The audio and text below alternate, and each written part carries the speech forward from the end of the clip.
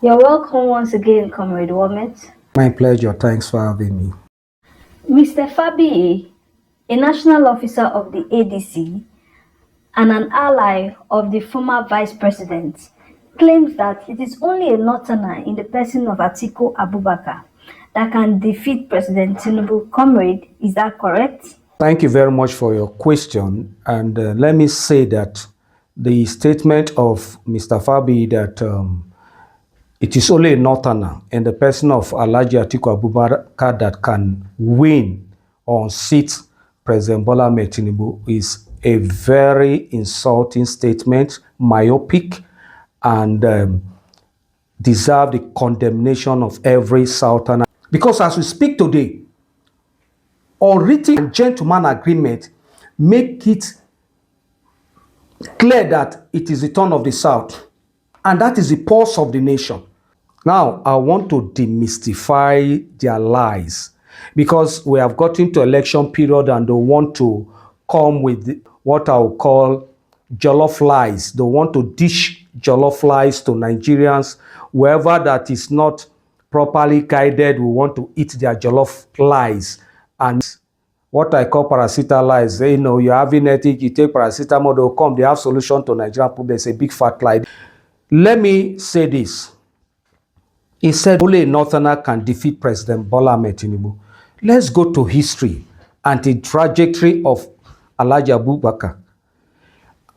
His Excellency Alhaji Atiku Abubakar has contested or participated in 7 primaries. 7 primaries.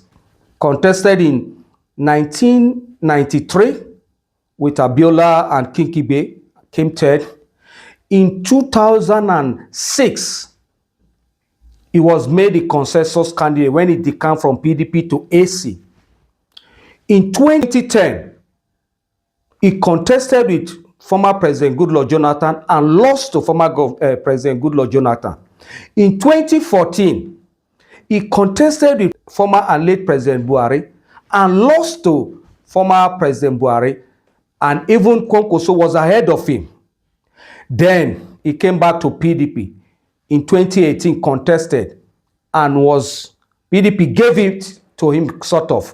He won the former Sokoto State Governor, Alhaji Tambuwal. Then in 2022, he contested and almost lost, but from conspiracy was able to defeat the former governor of Rivers State and present FCT minister, His Excellency Vice President Wike. That is the trajectory of Atiku. Before he now contested the 2026 primaries of ADC and defeated the former governor of Rivers State, His Excellency Rotimi Amechi. Now, there is something I want to bring out. If you look, it is until 2022, 2018 and this year, 2026, that Alhaji Atiku Abubakar won primaries. All this while he has been losing primaries. That is number 1. Number 2, you see, I want to bring out this. In 1993, the same strategy Alhaji Atiku Abubakar used to defeat Wike in 2022 was the same strategy he wanted to use to fight against late Abiola. But if not for Haji Shehu Musa Yaradua, the elder brother to the late president, Umaru Musa Yaradua, that said, don't ask Kingibe to conspire with you and join your vote against Abiola. I will talk to Abiola to make you his VP. And that was how Alhaji Shehu Musa Yaradua stopped Atiku's conspiracy against Abiola. And after Abiola won the SDP primaries, Abiola wanted to pick Atiku. But the governors of SDP then almost all rejected Atiku. Reason best known to them, we don't know. It was same strategy. He now applied fully because there was nobody to stop him in 2022 to defeat Wike. Because standing on his own, he wouldn't have defeated Wike. Everybody knew about that. Now, that is one aspect of his political trajectory. Then let's look at the period he has appeared on the ballot. The former vice president has appeared on the ballot for only 3 times. In 2007, in 2019, and in 2023. Those are the only times the former vice president has appeared on a ballot. What was his vote? In 2007, he had 2-point-something million votes under AC. He now came to the largest party in the whole of Africa and the black race and contested. What was his vote? 11-point-something million, 41-point-something%. In 2023, what was his result? With same largest party, 6-point-something million. Now, what am I driving at? Is to tell Nigerians with this data that Atiku cannot defeat any Southerner in any election. Jonathan has defeated him, and Tinubu has defeated him. Looking at PDP history, Atiku is the only candidate from 1999 that PDP started today that has given PDP the worst result. Even with the heavy conspiracy of the North against the Southern candidacy of former President Goodluck Jonathan, spearheaded by Alhaji Atiku Abubakar, Jonathan still got 12-point-something million votes. In his 2011 election, he got 22 million votes. And somebody is saying that Atiku is the only Northerner that can defeat Tinubu. A big fat lie. That is what I've used data to expose. And now let me say this also. If you look at the 2023 election result, Atiku Abubakar only beat President Tinubu in his region, that is in Northeast alone. In Northwest, Tinubu beat Atiku Abubakar. In North Central, Tinubu beat Atiku Abubakar. In Southeast, Tinubu beat Atiku Abubakar. In Southwest and in South. So how? You see, these guys comes up with stories. That was how they say in 2022, winnability. We shouldn't talk about zoning, winnability. And deceive the party leadership that to the extent they distorted the history of zoning and disobeyed the constitution. And what happened? He went to the field and lost woefully. So I've just said that to say that Atiku Abubakar has failed in advance and does not have the capacity to win President Bola Ahmed Tinubu. And to say that that statement is very primitive and very myopic, that somebody would say it is only a Northerner that can defeat President Bola Ahmed Tinubu, is a big fat lie. And I've established that and demystify their lie and expose it. Also, Comrade, Atiku Abubakar and his allies have also claimed that the South has ruled more than the North from 1999 to 2003. And that's part of the reason why he wants to contest the elections. Do you agree with that? I absolutely disagree with that statement. That statement demonstrates the desperation of Atiku Abubakar, the former vice president, wanting to be president by all means. And it is a show of great disrespect for the southern region. I'm saying this because for the former vice president and his people to go so low, very primitive and myopic in that argument. And I believe it is only inordinate ambition and greed that would have made them make that statement. Because Nigeria was not baited in 1999, for crying out loud. When was Atiku's family separated from the Cameroons and make them part of Nigeria? Was it in 1999? Nigeria was given birth to in 1960. It will sound so stupid of anybody to say the South has ruled more than the North from 1999 to 2023 in the Fourth Republic.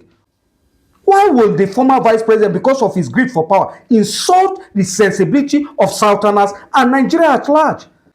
For crying out loud, why would people be so selfish to the point that they want to delete history, distort history? No.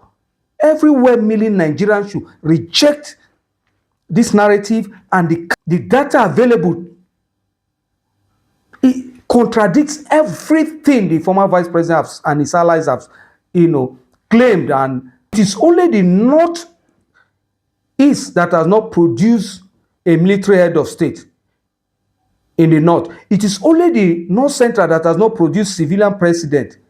It is only the South that has not produced military head of state. Okay, let's go to history again. In the First Republic, who was the prime minister? A Northerner, Alhaji Abubakar Tafawa Balewa from Bauchi State, Northeast, served as the first and only prime minister of Nigeria from 1960 to 1966, January 5th. This is excluding the period he served from 1957 to 1960 as prime minister. I didn't include that because we have not gotten independent. But from 1960 to 1963, about 6 years, Abubakar Tafawa Balewa ruled. No other Southerner ruled. We cannot count Chief Nnamdi Azikiwe, though he was a president, but he wasn't an executive president. The power resides with the prime minister. So we cannot count that. And the South has not raised or made any issue about it. In the First Republic, it was only the North that produced the office where the power resides. The South did not complain. Second Republic, Alhaji Shehu Shagari was there for 4 years, 2 months, and some 18 days or so. There was no Southern president. The South did not complain and say the Second Republic, the South did not produce any president. The South did not talk. The Third Republic, that the South had the opportunity in person of MKO Abiola, the process was truncated. The South now did not emerge. So is the former vice president telling us that all those times doesn't matter? Now the Fourth Republic, the South has ruled, the North has ruled. You said the South has ruled more than the North. Let me make this clear. If you look at the data that are available online everywhere, democratically, the South has only ruled for 19 years and 19 days. 19 years and 19 days. That is the only time, the years the South has ruled democratically. That we even include the years in Nnamdi Azikiwe, who was not an executive president, but rather a ceremonial president, ruled. I added it to my research to make it 19 years, 19 days. Then, how many years did North have ruled democratically from 1960 to date?